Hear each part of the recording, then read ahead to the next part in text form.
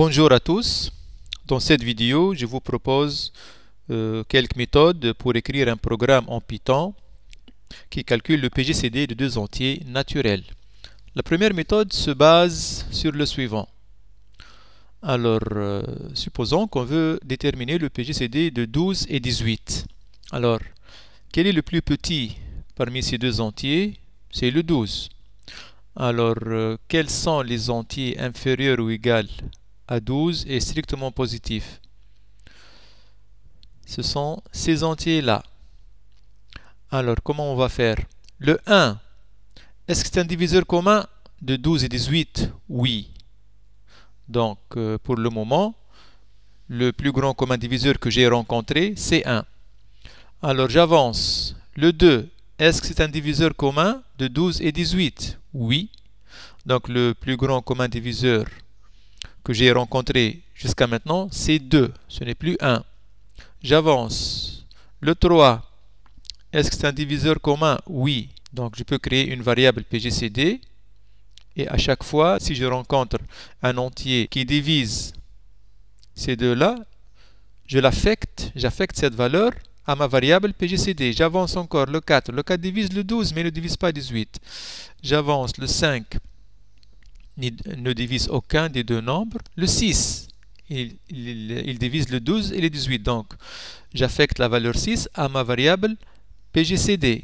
Je continue. Il n'y a plus de diviseur commun. Donc j'en déduis que le PGCD de 12 et 18 c'est 6. Alors comment faire? Je vais créer une fonction. Une fonction commence toujours par le mot-clé def. Je lui donne un nom significatif, PGCD, donc PGCD et deux paramètres A et B. Puis je crée une variable dans laquelle je vais stocker le PGCD. On peut l'appeler résultat par exemple. Moi j'ai choisi le même nom que la fonction. PGCD, donc j'initialise à 1. Alors je vais faire une boucle for i allant de 1 jusqu'à 12, qui est le plus petit, donc le min.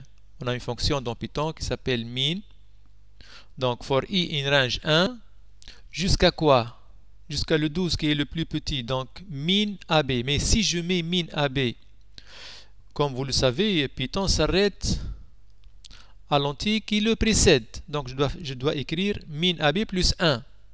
Min AB plus 1. Donc si i est un diviseur de A et un diviseur de B, c'est-à-dire un diviseur commun, donc j'affecte la valeur i à la variable PGCD. Mais comment exprimer que i divise A? On l'exprime en disant le reste de la division euclidienne de A par i est 0. Et aussi le reste de la division euclidienne de B par i est 0. If A mod i égale 0 and B mod i égale 0, alors qu'est-ce qu'on va faire? Donc j'affecte la valeur i à la variable PGCD. Je demande maintenant à ma fonction de retourner cette valeur-là de PGCD. Alors return, où est-ce que je vais écrire return? À l'extérieur de la boucle for et à l'intérieur de la fonction, du bloc de la fonction. Donc c'est ici, return PGCD. Alors copions et vérifions notre code dans PyCharm. Coller. Paste. Alors, print PGCD 120 10. Qu'est-ce qu'il doit nous donner comme résultat? Donc, c'est 10, puisque 120 est un multiple de 10. Donc, c'est le 10 qui doit être le PGCD. Voilà. Donc, j'ai pris ici le A plus grand que B. Alors, maintenant, plus petit. Je veux qu'il soit plus petit, par exemple. Alors, 16, 24. 24. Mais maintenant, je veux un cas où ils sont premiers entre eux, par exemple 8 et 9. Il doit me donner 1 comme PGCD. Voilà. On peut ajouter, par exemple ici, if PGCD égale 1, print, les deux entiers sont premiers entre eux. Alors maintenant, la deuxième méthode pour calculer le PGCD de deux entiers naturels. Alors, elle se base sur quoi? Elle se base sur l'algorithme d'Euclide. Alors, rappelons comment appliquer l'algorithme d'Euclide pour déterminer le PGCD de deux entiers naturels. Alors, j'ai pris comme exemple 329 et 119. On commence par effectuer la division euclidienne de 329 par 119. Rappelons que celui-là s'appelle dividende, celui-là diviseur, celui-là quotient et celui-là reste. Vous pouvez tous faire cette division euclidienne. Alors ici j'écris l'égalité euclidienne, 329 égale 119 fois 2 plus 91. Si le reste était 0, alors l'algorithme s'arrête, la procédure s'arrête et le PJCD serait 119. Mais ici le reste n'est pas 0, donc on continue. Alors on oublie ces deux-là, on les oublie. 329 et 2, 329 et 2. Et on effectue la division euclidienne de 119 par 91. Donc si on appelle 329 A et 119, on l'appelle B. Donc ici, le nouveau A, c'est l'ancien B. Et le nouveau B, c'est le reste de la division euclidienne de l'ancien A par l'ancien B. Alors, on effectue cette division euclidienne, on écrit l'égalité euclidienne, donc 119 égale 91 fois 1 plus 28. Si le reste était nul, cet algorithme s'arrête ou s'arrêtera et le PJCD serait 91. Mais il n'est pas nul le reste, donc on continue. Donc maintenant, on va oublier ces deux entiers, on va les oublier. On va effectuer la division euclidienne de 91 par 28. Donc, une autre fois, le nouveau A, c'est l'ancien B, et le nouveau B, c'est le reste de la division euclidienne de l'ancien A par l'ancien B.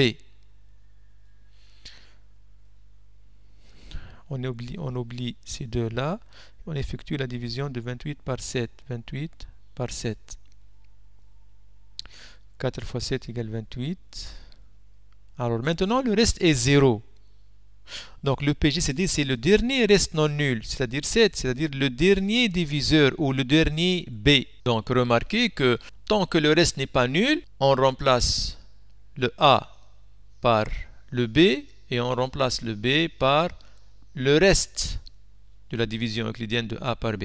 Alors comment s'inspirer de cet algorithme pour écrire un programme? Comme précédemment, donc la création d'une fonction commence par le mot-clé def, par un nom significatif. Je choisis toujours PJCD et ici j'ai besoin de deux paramètres où la fonction nécessite deux paramètres. Alors comme je viens de le dire, donc on va écrire while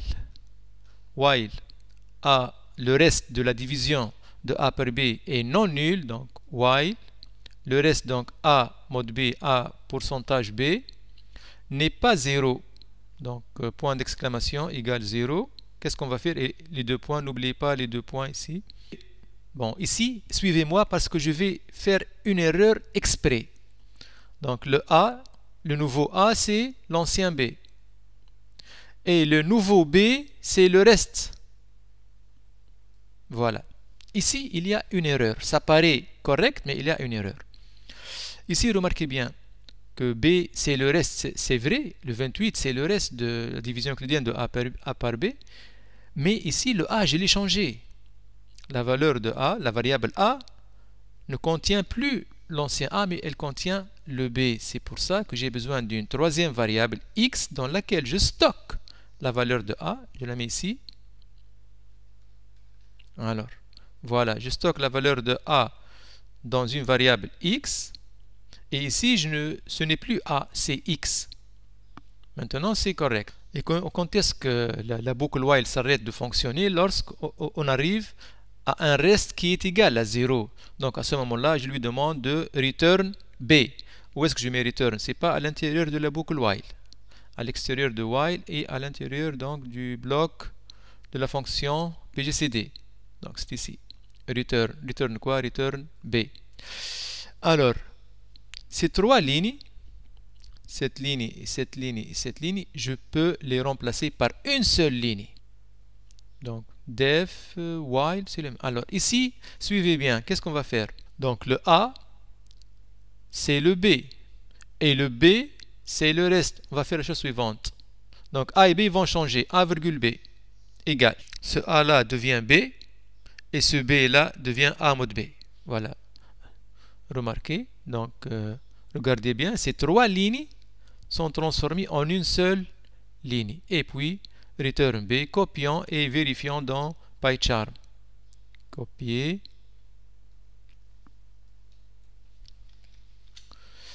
Alors, demandons le PGCD, donc print PGCD, par exemple, disons 50 et 75. 50 et 75, ça doit nous donner 25. Voilà. Prenons celui-là plus grand, par exemple 100 ici.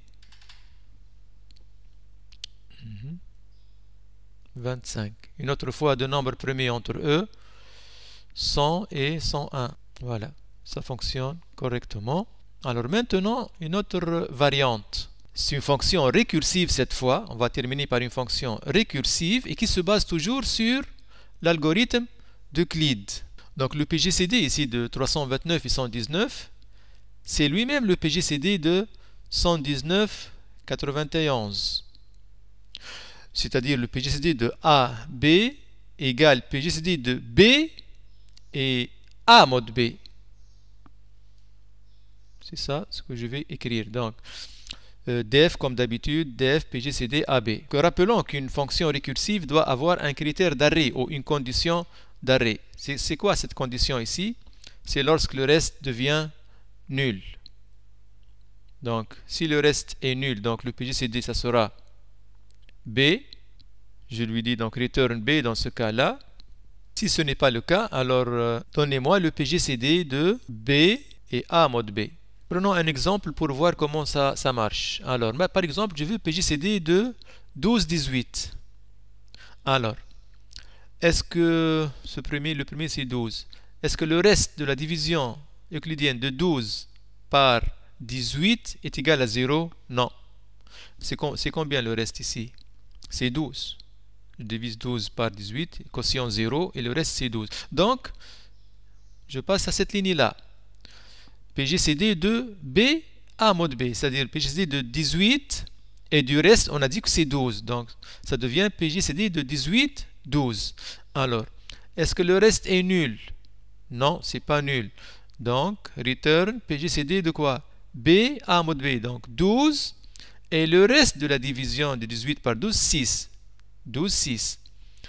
Alors, est-ce que donc ici, la fonction appelle elle-même PGCD de 12, 6. Est-ce que le reste de la division euclidienne de 12 par 6 est nul? Oui. Donc, return B.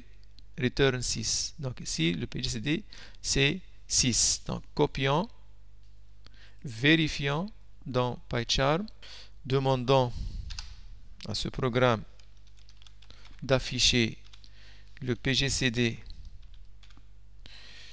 de, par exemple, 26, 39, 13, 0, n'importe quoi, 65. C'est quoi le PGCD de 0,65?